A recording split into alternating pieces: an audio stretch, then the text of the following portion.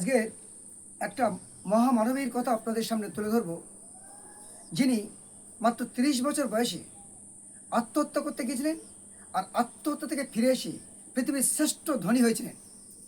তার একমাত্র আশা ভরসার স্থল ছিল তার মা। মাত্র 25 বছর বয়সে তার মা মারা যান, আর 26 বছর বয়সে পেটের টানে, রুটি রুজির টানে তিনি পর্তুগাল আসেন।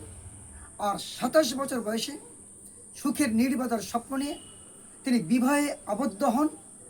আর 28 বছর বয়সে স্বামীর দ্বারা মানসিকভাবে, শারীরিকভাবে নির্যাতনের শিকার হন, যার পরিসমাপ্তি ঘটে ডিভোর্সের মধ্য দিয়ে। 29 বছর বয়সে ব্যাক টু বাপের বাড়ি, আবার বাপের বাড়ি ফিরে আসেন, একাকী জীবনযাপন শুরু করেন।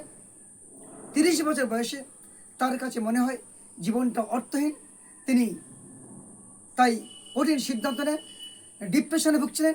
তাই 30 বছর বয়সে তিনি আত্মহত্যা করতে যান।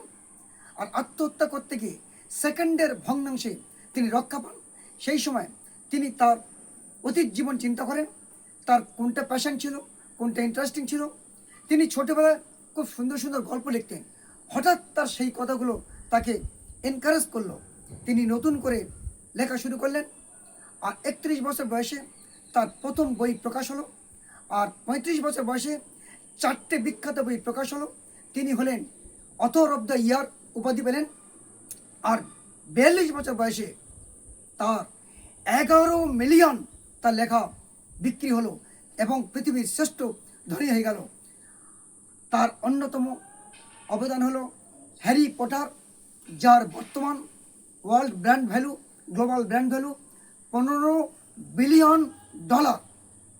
তিনি হলেন ইংল্যান্ডের সেই বিখ্যাত, রিচেস্ট এবং most successful author JK Rowling, যিনি কিনা 30 বছর বয়সে জীবনটা শেষ করতে গেছিলেন। সুতরাং একটা কথা বলবো, আপনারা যখন কোনো পরাজিত হয়ে যখন হতাশাগ্রস্ত হয়ে যাবেন, ঠিক তখনই আপনাদের যেটা ভালো লাগা, আপনাদের প্যাশন বা আপনাদের ইন্টারেস্টিং জিনিসটা যেটা অতীতে হারিয়ে গেছে বা অতীতে ছিল এক সময়, সেইটা একটু মনে করবেন এবং এই জেকে রাউলিংয়ের কথা একটু স্বীকার করবেন।